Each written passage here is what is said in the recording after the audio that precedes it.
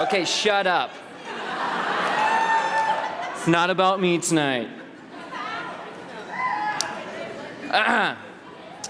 Madonna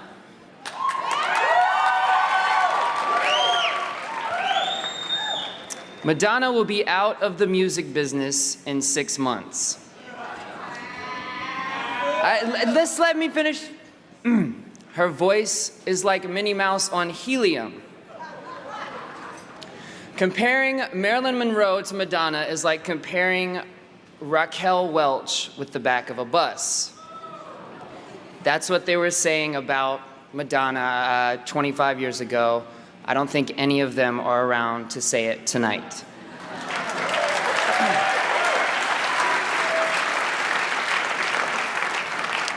See, a strange thing happens when you're asked to induct Madonna into the Rock and Roll Hall of Fame. First, of course, you're overwhelmingly honored because there is and will only ever be one Madonna. But then, you become aware that every single word you can possibly imagine saying about Madonna suddenly sounds much hotter, much dirtier, and a whole hell of a lot more fun. Induct her. Why, yes, I'd love to. Enter the hall. Every chance I get. With all due respect to the fine city of Cleveland, even that place sounds slightly erotic knowing that Madonna is going to be entering the hall. Just as soon as I have the pleasure of personally inducting her. And though I'm pretty sure Little Richard would disagree, the truth is that nobody has ever gotten into the Rock and Roll Hall of Fame while still looking this damn fine. Madonna, you're taking your rightful place in this hall, but I'll just go on record saying you are no old museum piece. But tonight is not just a chance for me to come on to Madonna. I said come on too, that's terrible. Tonight is a moment to pause and consider the singular impact of this woman. Madonna has changed the way our world sounded, she's changed the way our world looked, and somehow she still found time to publicly kiss at least someone who I may or may not have kissed myself.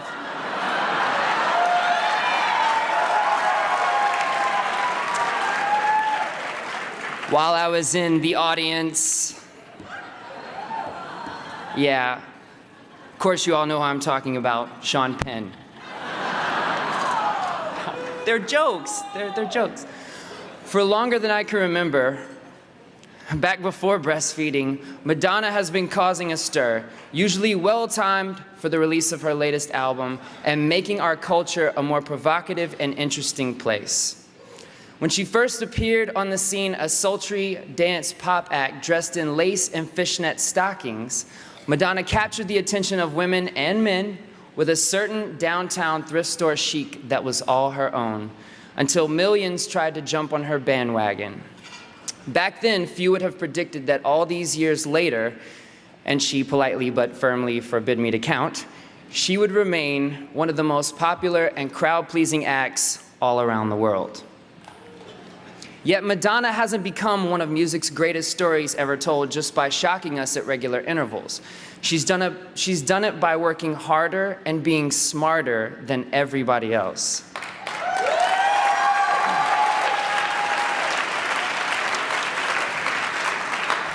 As she made MTV the place to be seen, she racked up the greatest track record in music history. 47 top 40 hits.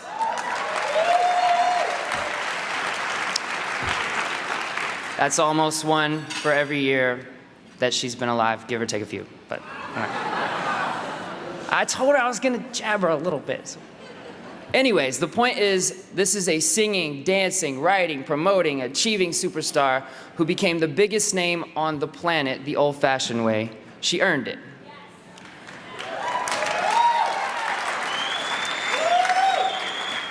The success story of Madonna Louise Veronica Ciccone, the daughter of Madonna Louise and Tony P. Ciccone from Bay City, Michigan, is a one-of-a-kind and truly global. Like most great artists, Madonna didn't have the easiest of childhoods, but she found her way to New York City, a place that seemed to suit her incredible style and energy. She studied dance with Alvin Ailey and even toured with a disco act called the Patrick Hernandez Revue. Madonna has always proudly let her dance music roots show. Dance music often expresses joy and the joy of sex, but Madonna drew upon its power to spread a message that suggested she was never really a material girl. Her tracks have always been fresh with an ever-changing sense of style and groove, yet taken as a whole, her shapely body of work told a story and offered a transcendent message of hope and empowerment that managed to be spiritual and sensual. Madonna's music dared you, hell, it ordered you to express yourself, to open your heart, to cherish and to justify her love.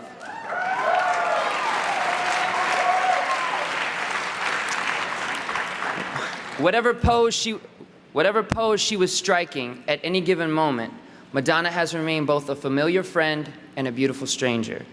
She's consistently evoked the past with an edge that felt shockingly new. She bravely mixed and matched the sacred and the profane.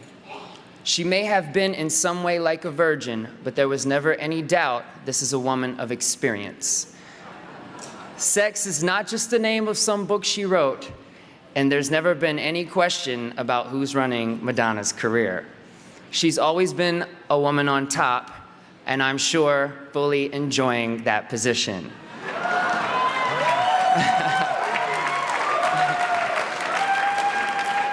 And that's true today, whether that's in her position as a singer, songwriter, dancer, producer, author, director, wife, or mother. I co-wrote and co-produced half of the tracks on her new record entitled Hard Candy. And naturally, when I tell people that, they're always asking me what it's really like to work with Madonna. Is she the control freak that everyone says she is?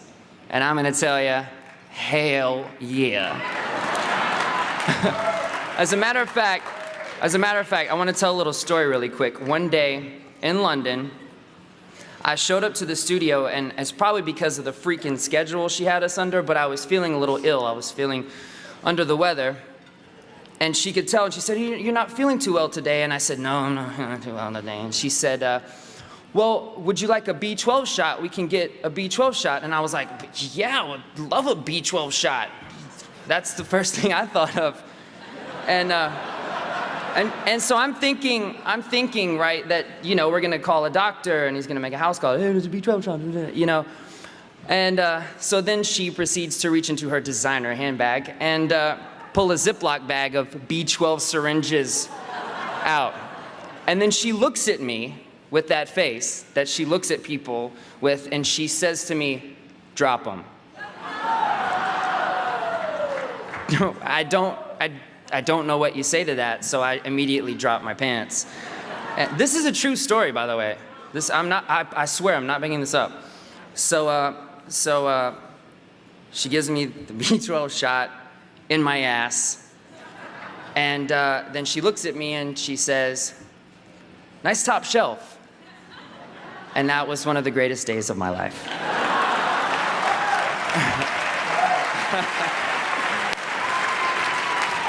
But I guess in my own cheesy way, I got to thinking I would tell this story because I figured that's exactly what Madonna is and will continue to be for all of us. The shot in the ass when we really needed it.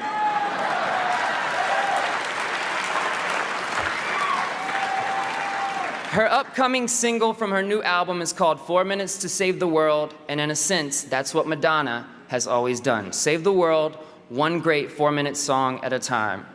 Ladies and gentlemen, the world has long been full of Madonna wannabes, and I might have even dated a couple. But there is only one Madonna. So right now, it is one of the true thrills and privileges of my life to stand on this stage and induct Madonna into the Rock and Roll Hall of Fame.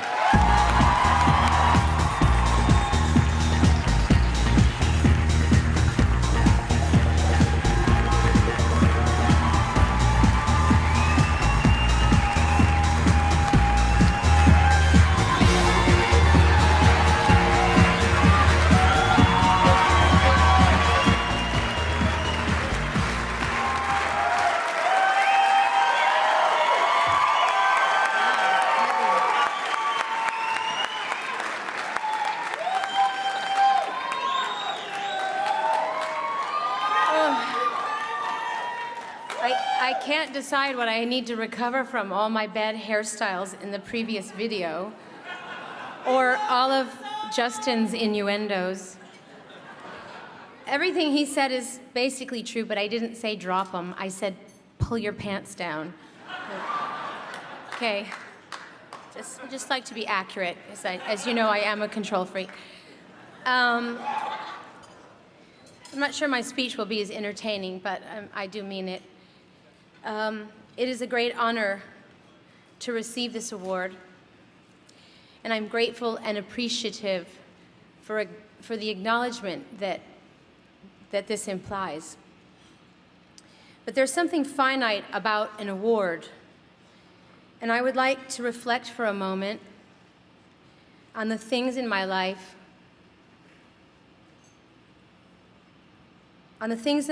which have not been and continue to not be finite. I have always been fortunate to have people around me who believed in me. Starting with my ballet teacher, Christopher Flynn, in Detroit, Michigan, who told me at the age of 14 that I was special, that I needed to believe in myself, that I needed to go out into the world and pursue my dreams. Those words meant everything to me because I can assure you at the time, I didn't feel special. And then there was Dan Gilroy. He lived in an abandoned synagogue in Queens with his brother Ed. They played in a band together.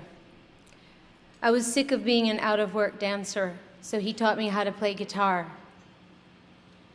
And every day when Dan and Ed would go to work on their day jobs, I would sneak down to the basement and I taught myself how to play the drums listening to Elvis Costello records. And I practiced those 4 chords that Dan taught me over and over and over again. I wrote my first song in that synagogue. It was called, ironically, Tell the Truth. I remember that moment so vividly. I remember the hair standing up on the back of my arms, and I thought to myself, who just wrote that song? That wasn't me. I felt like I had been possessed by some magic. And luckily for me, I have been miraculously and continuously possessed by some kind of magic. And even now, my manager, Guy Osiri, who's out there somewhere in the audience watching right now, says to me almost every day, Em, anything is possible. Just tell me what it is you want to achieve. And he really means it. 35 years later, people are still encouraging me to believe in my dreams. What more could I ask for? There's a saying in the Talmud that for every blade of grass, there's an angel that watches over it and whispers, grow, grow. And I can still hear those angels whispering. And even the naysayers, the ones who said that I was talentless, that I was chubby, that I couldn't sing, that I was a one-hit wonder, they helped me too.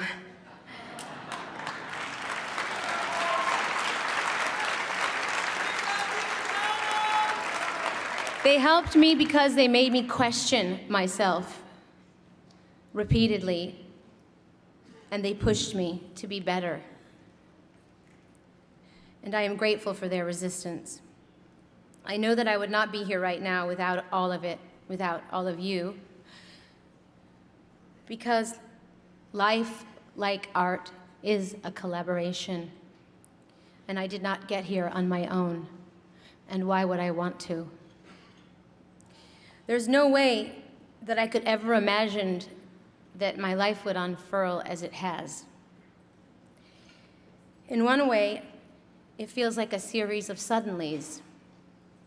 One day I was a struggling dancer in Manhattan, and then suddenly I was teaching myself how to play the drums in a synagogue in Queens.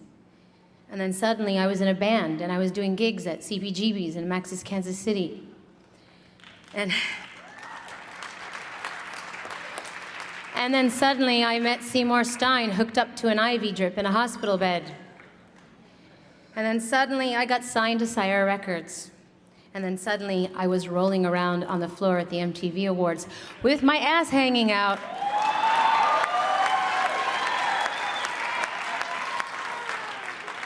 What nobody knows is that I lost one of my high heels and I dove to the ground to find it, and suddenly it was a dance move.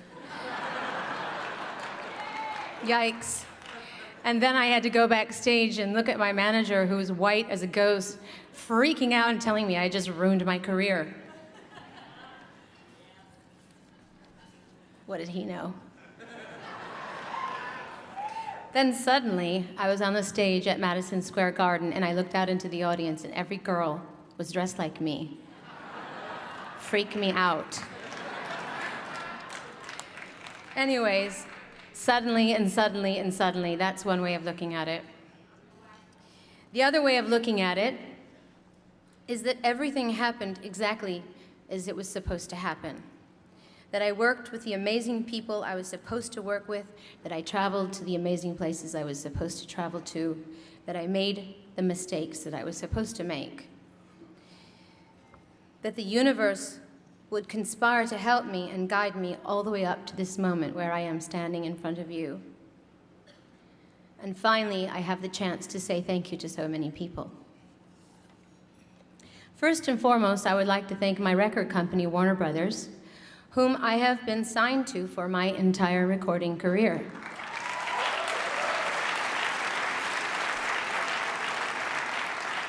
Not many people can say that. And then there's Michael Rosenblatt. I wish he was here tonight.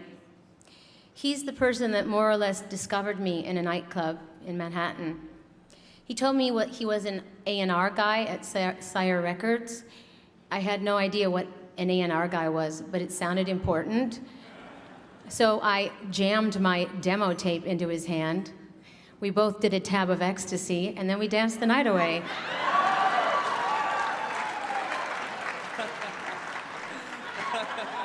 That's the truth. Which leads me to the next person I have to thank, and that is Seymour Stein, and I do think he's here tonight. Seymour, where are you? Somewhere. The legendary Seymour Stein. Yes.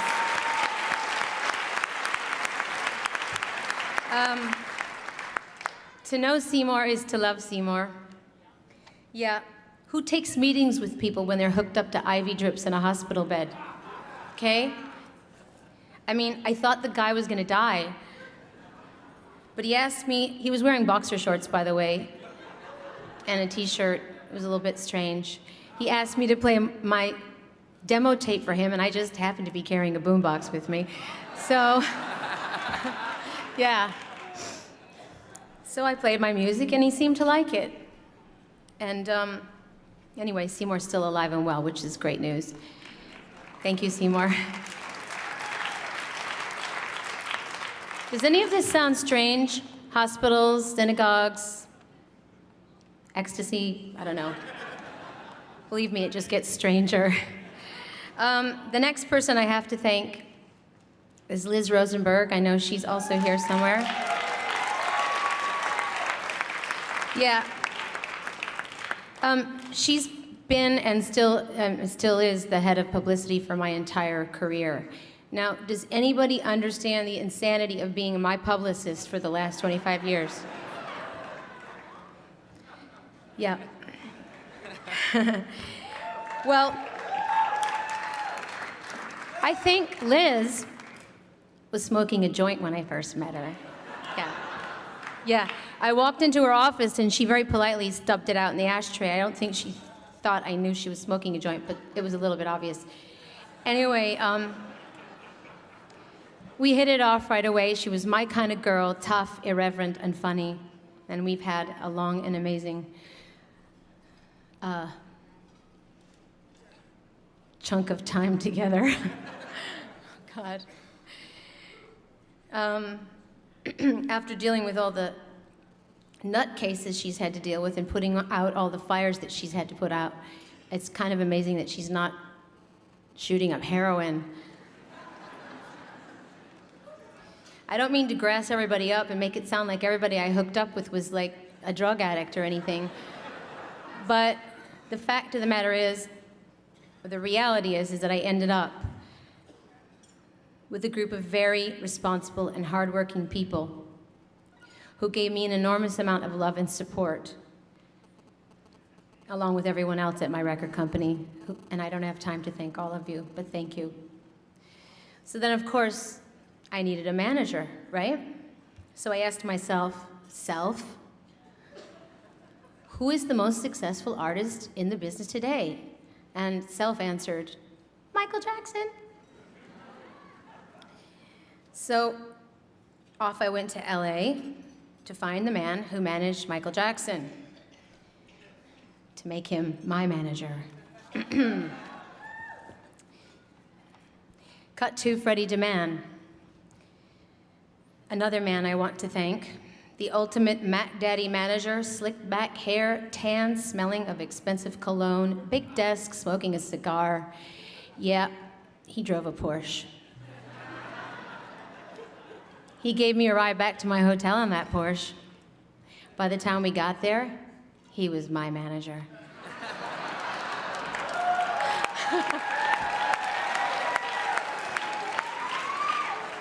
And there was no monkey business, okay? He gave me, I'm just kidding. See, he rubbed off on me. This speech was not meant to have a lot of sexual innuendos somehow. He's bringing sexy back. Okay, I'll get you, fucker. Okay, so we had an amazing 15 years together, and I learned a lot from him, so thank you, Freddie DeMann. It is while I was with Freddie that I met this incredibly cocky Israeli teenager named Guy Osiri. He was like Freddie's step-and-fetch-it boy. Yeah. He was always putting his 2 cents in, even when, and especially when, I didn't ask for it. He was the most ambitious, confident, idealistic, hungry for knowledge, obsessed with money 18-year-old I had ever met. He kept pestering me with his ideas. He never stopped scheming. He was relentless. And today, he is my manager.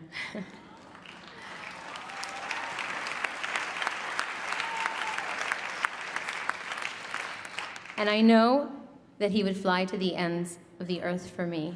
So thank you, Guy. And as you can see, everything kind of goes full circle here, doesn't it? But what's a record without the music, right? That's right, motherfuckers. What's a record without Nile Rodgers, Pat Leonard, Babyface, Joe Henry, William Orbit, Mirwais Ahmad-Say, Stuart Price, Pharrell, and now Justin Timberlake and Timberland?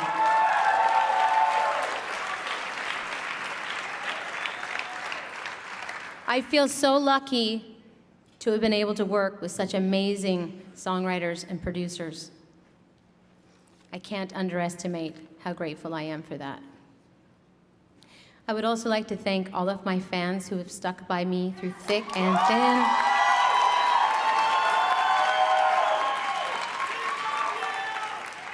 God knows they've stuck by me, yes.